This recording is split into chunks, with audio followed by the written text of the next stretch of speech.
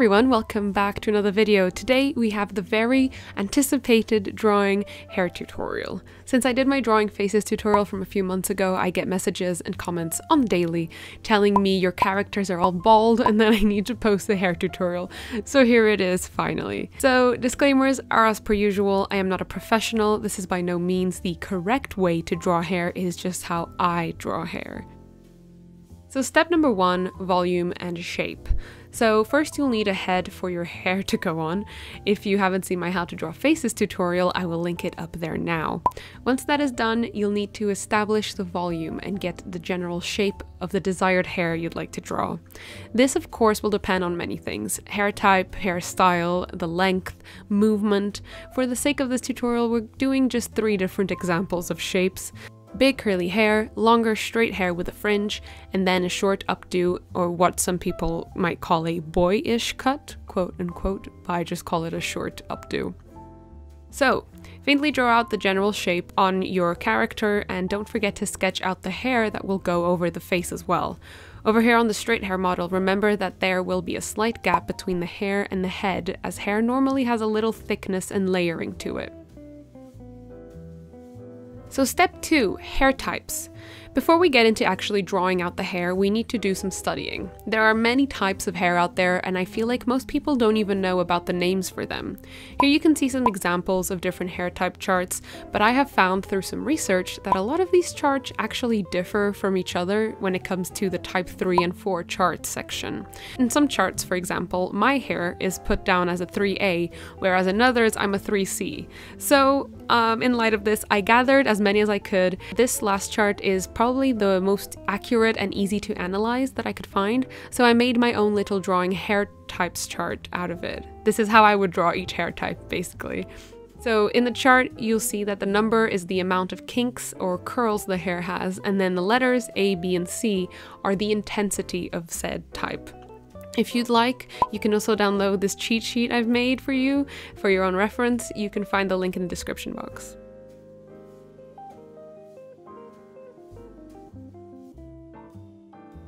So after we've familiarized ourselves with all the hairs, we can actually move on to drawing some of them. Step 3 is direction and movement.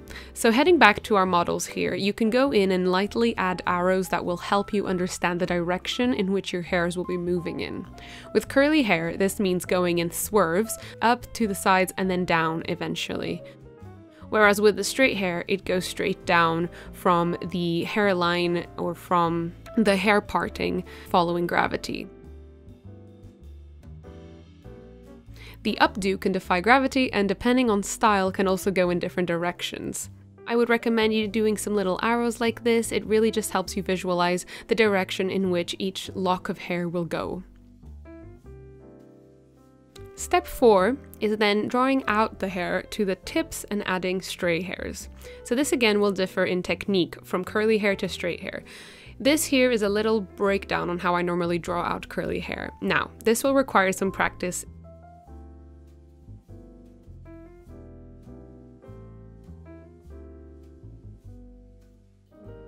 It can help to hold your pencil closer to the top, actually. You can't be too precious about your lines. The hairier the lines, the better. It looks much more natural to have a bunch of lines than just one solid block for your hair chunks. And this goes for all hairs, not just curly hair. For curly hair, make sure to be random. Curly hair is crazy and wild and doesn't exactly have an exact structure to each lock when it's down. Trust me, I deal with it every day. It has a mind of its own. So the less precious you are about each curl, the better.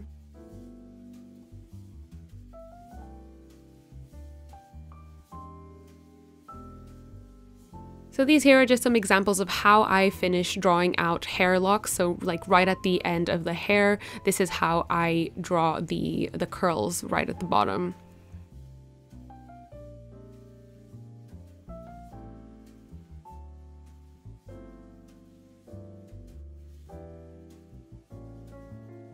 I normally draw the outlines of the curly mane shape first, and then afterwards go in to render the hair when I'm in the shading stages.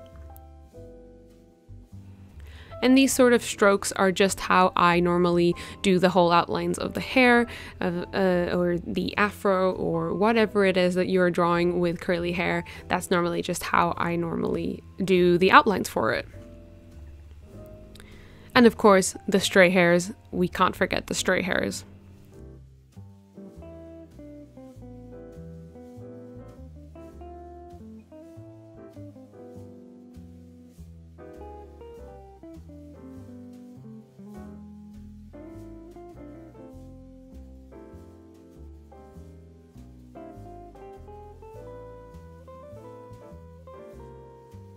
So then for straight hair, using the shape we already sketched out, try to go over it, and as I said before, try not to do it all in one go.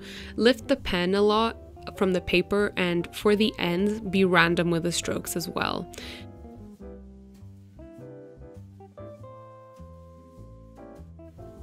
If you look at any picture of hair, you will notice that there are some hairs that are out of place or blowing away as secondary actions to the motion your character might have been making. Whether it be wind or your character's head moving, the hair always reacts to that as well. So it just makes the hair look more natural if you add some stray hairs to the sides, to the edges, and even at the ends, doing all the hair ends in different directions and random directions. That also helps with selling how realistic the hair looks.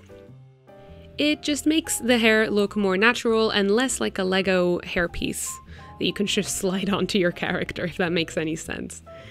So here's just a little breakdown of how I draw the ends of the hair for straight hair. Again, using different random directions for each flick. I recommend you try this out on a separate piece of paper, as I said before, just so you can get a bit of the hang of it. As you can see, I do it quite quick now just because I've just grown so accustomed to it. But it can take a while for you to create that sort of shorthand motion to it, so yeah. So firstly, go around the general shape that you sketched out earlier, and then when it gets to the ends of the hair, use this technique that I just showed you.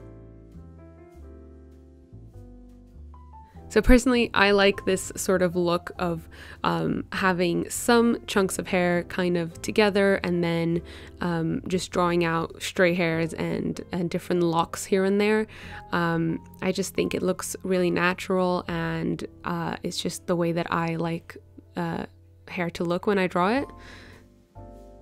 I feel like a lot of people get very intimidated when it comes to drawing hair because it's so many little hairs, but it becomes a lot less stressful if you break it down into shapes first and then take it one shape at a time.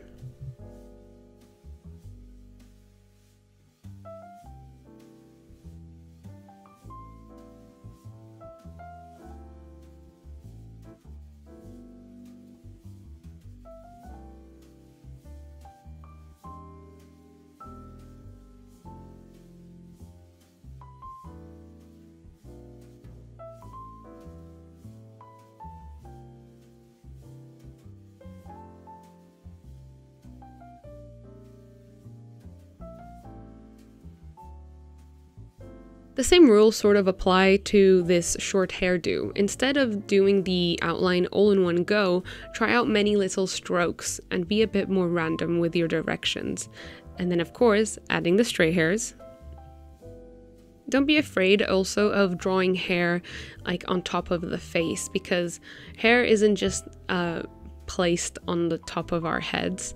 Most of us have hair like in front of our eyes, or sometimes just going over on top of our ears. So don't be afraid to actually cover the head that you've drawn and drawing hair all over the place, because again, the randomer the better, because it just makes it more natural.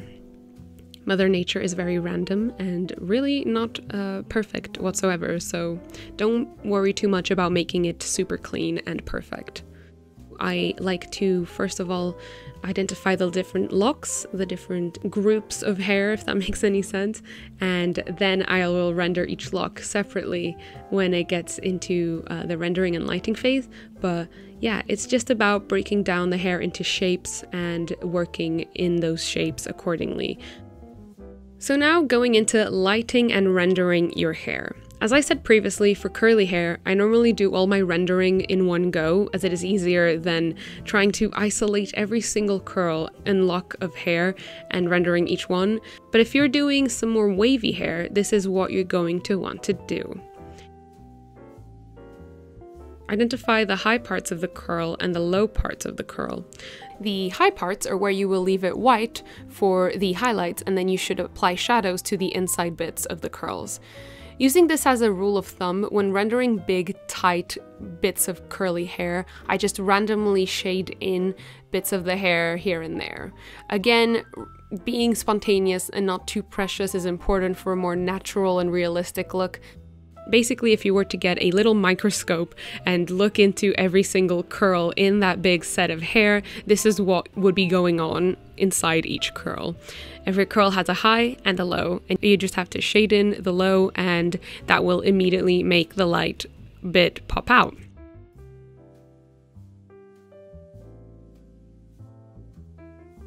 I'll go around the hair and just add little curl details here and there, and adding shadows to match.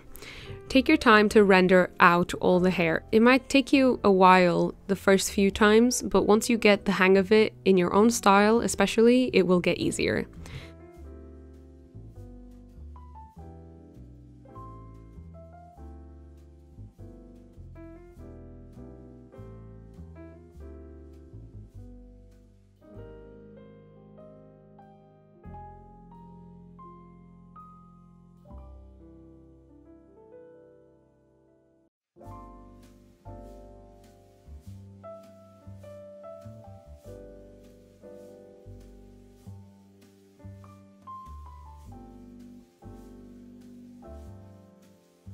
Then, as a general rule of thumb, the hair that sits under the top canopy layer of hair and around the neck will be the darkest part of the hair. So I normally go in really dark in that area to make the outside part of the hair stand out a bit more.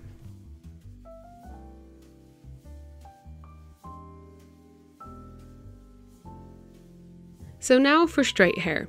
Just imagine the curl highlight and shadow rules, but easier. There are less highs and lows with straight hair, so just identify your light source first and shade the hair around the area that is being hit by the light. Again, if this is hard for you to visualize, I would recommend doing this on a separate piece of paper, like I'm doing here, and just doing it on like one lock of hair, identifying the light source and identifying which part of the hair will just have like a stripe of highlight is just much better for your brain to understand than just going straight into the model. It's good to practice this flick motion as well with your pencil, as it is the main technique that I use in creating nice blended shadings for the hair. By flick, I mean it's when you press down on your pencil at first when it touches the paper and then flick it up and off the page, creating a sort of change in darkness and opacity in your stroke. And this is a very key base element for shading, so if you get that down, you're set. Again, trying this motion out on a separate piece of paper will be of great help. So now let's apply these techniques to our straight hair model. Wherever I want there to be a highlight in the hair, I leave that part unshaded. And again, shading in the area around the neck really deep will make the rest of the hair stand out as well.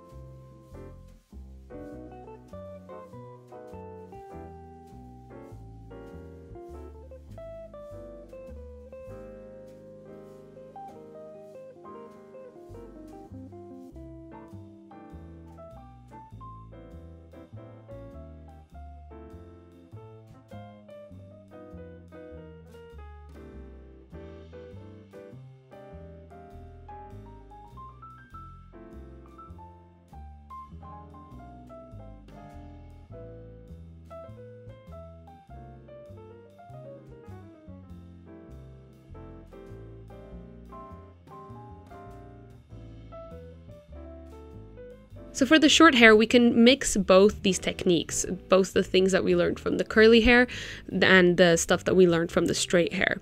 Wherever there is a curl or a change in direction, basically, identify the lightest area being hit by your light source and shade the hair around that. Keep applying that flick motion with your pencil and try applying that same motion into curls, so in curved motions, so you can actually utilize this flick motion in curly hair as well. Keep applying these shadows and these flick motions in different directions to create a nice blend with your shadows.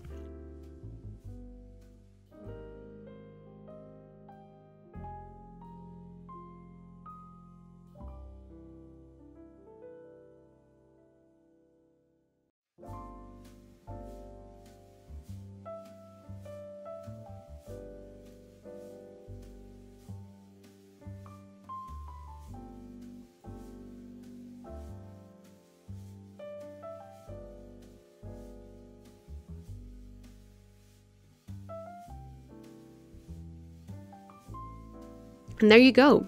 I normally go back and add a bunch more stray hairs as it's my favorite part of drawing hair, but that's mainly the gist for drawing hair, basically.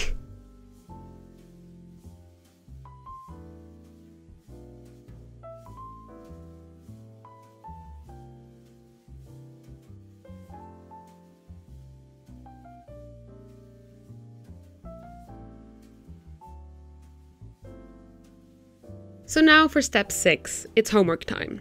Try and use these techniques and steps in other hairstyles. I'm going to show you some examples of braids, ponytails, and even box braids, but really just try to follow these steps for any hairstyle. It can be helpful to just go on Pinterest or Google or whatever and get some reference pictures first. It can be really helpful to draw from life and practice from reference pictures so you can at least create some sort of like repertoire in your head of different hairstyles and how each of them behave.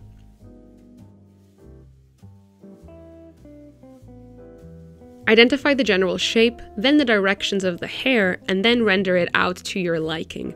The more you draw hair, the easier it will get, and these movements and techniques will just become like second nature to you, trust me.